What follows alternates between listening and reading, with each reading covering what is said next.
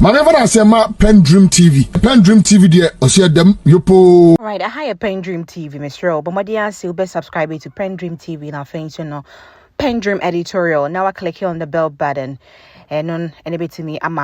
I bring a abbreviation over to me at Yenka. You're sending news need two more. Obey the first person now. Obey get notification of news idea about tomorrow. But news in some can you now but also Eddie Amal now what it say now and some akosono. Ketwana what's in the cramponio and he Bomwardia so better could do I say a honor betting some no what he has yet ENT. Do not just one is your bit matter. Benjo to yes, animal say what was a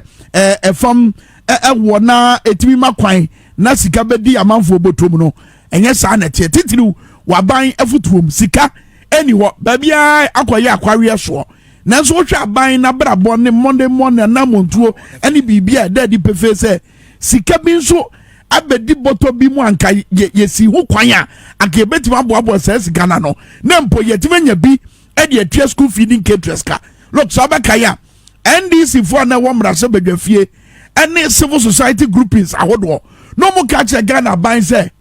eba ni sika wodi twa onu ankasa no ka eye president ministers ene ne ho kro no ba anka wantete so aban beda na di say oh watete so ba wateso mani dru say be ba bobo ade bi a kirewo ena fe so eba ban ne size a se nipa dodo o mo wa ban mu a kasa no koye say aban Ghana ban na Addo danko Akufo Addo te so eno so wa fi o mo Emma de see mraso bedwafie so suba ye bedi san komono ba hade o every 2016 ebesi 2020 every president so ebesi deputy regional minister a wanya MP salary so mo die ne tie 2016 president now what salary 29,899 2017 na Addo danko Akufo Addo bai no oso John Mahama kra wo peska me the media na ekọ 35,520 cedis 2018 na da so yo no Addo man salary so at about 39,072 cedis 2019 asabena no na as a corona person of fairness no okay corona fairness 2020 Addo to the salary mo at the cost by 42,979 what if we 39,072 cities at the call 42,979 2020 coronavirus afinimu afina yade kodi ewo coronavirus bae no na manfo bre almost enunti na ma yesika semasai no na Addo danko Akufo Addo to na ketuem at the call 47,277 afa yamra Dr. Mamadou Bawumia asu ye hono anasa na catch wono e vice president de no obai obeto emisasa de no say let emisasa pa na 26,909 sikabe Bawumia man de so no de call 29,600 cedis 2017 and what 2018 ni ya sam maso de call 32,560 cedis 2019 ni asam maso e de akwa 35,816 2020 ana yesam ma Bawumia katua so ene ye de ko 39,397 it tell me e de na chese ye ni ska wo mamu a e de no me nyanko ministers ni de mu o wonim CDD for ye enkuntabu obi ho ma me miem te se de me bie lotto numbers mo wo mo ye enkuntabu obi hwade ewu CDD for ede 2020 ministers cabinet ministers o market o munya nyina o mukabo mu wo muka 2020 the year 2020 the ebo mu sika o munya ye 7,984,800 cedis. You are sitting there, you are telling me there's no money. What you want aka james sika bi eni ho and so the ministers see any o president sika eko obubotom no enu yo mo salary o menyanka eye fan wa ye de cho mo free enka ho menyanka allowances ahodo ene omudi bre ene puno ahodo ebiebie mo mo menyamfa no nka ho wei eye omo bosom ya katua nko a etienne ketra na wono bra na mo petumi na wo mu gina hwiem eye campaign edi amamo ene tumi na bedi mu nsam mafo ma dwuma be yo mu school feeding caterers omo so mu duebo ma be fo ma be school feeding caterers wo mu sika kakrawa no fo ma omo a ene wo minister regional minister wakatwa so che wo mu de he ba bia wo gina wo ti amanfo akosem he ba bia wo gina wo ti amanfo akosem ne hwe suban a wo dan na die na agrada asase ebom no era hwe suban wo sase dan na di huja wo mo twa wo twa for mo so. And you see, let's go back to 2015 2016 mama Dr. Mamadou Bawumia ne clips ni nyina bono back to back na yenka ka ye ho ensem bi o mu kan ye ebra no mu petumi e de free ensem yenka ka ye ho yenko. I think Nana Akufo has made it very clear that his government is going to build a globally competitive economy. We have not really been thinking global, and this is what we need to do.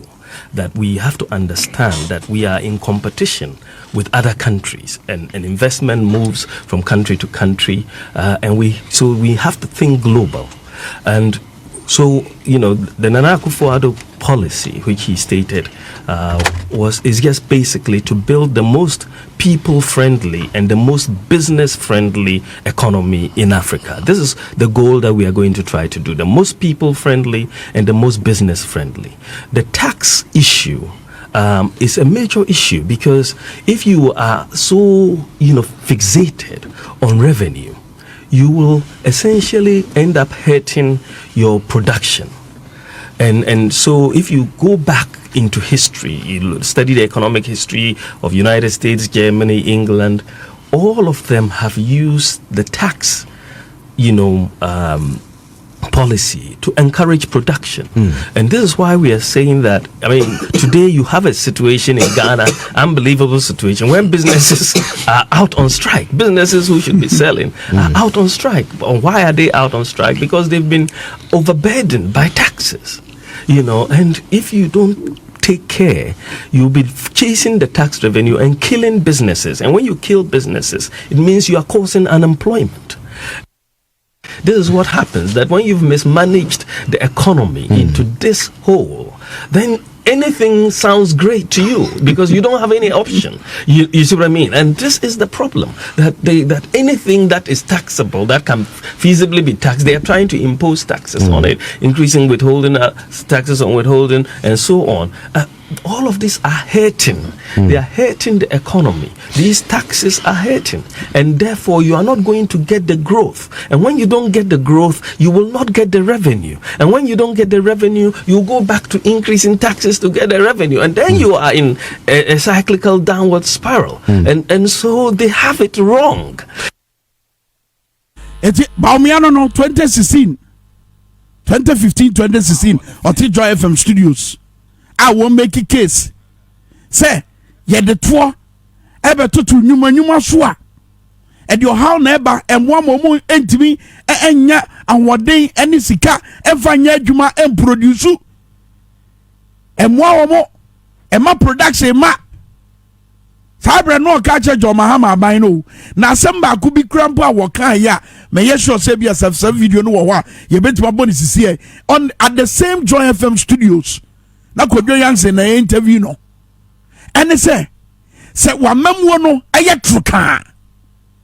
na se sikasam essay enam amamwo troka so sikasam say a ade bia behu bia no wo pesa wo de to so tio Bawumia sama wakan ye in 2015 yakọ 2016 about wonim wo Joy FM studios ene se samamwo ni troka na wo say no ma na wo say ye sikasam a adwen bia besi utirima na aye wadwen na wadwen ye say e ya adwen pa adwen bia so bi ma da ebi ni nya yetimi yo aye de mran susu yakoto mrase bedwafie na nantom MP a wanya accident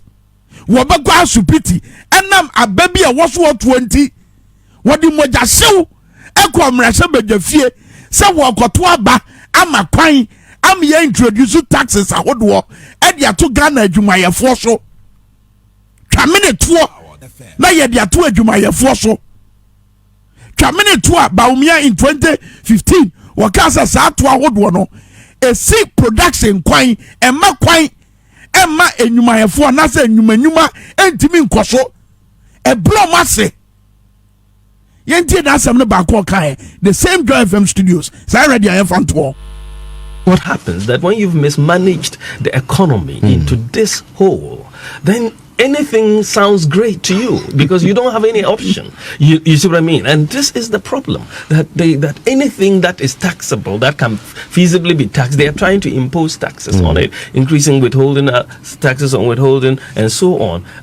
All of these are hurting. They are hurting the economy. These taxes are hurting, and therefore you are not going to get the growth. And when you don't get the growth, you will not get the revenue. And when you don't get the revenue, you go back to increasing taxes to get the revenue, and then you are in a cyclical downward spiral. And so they have it wrong.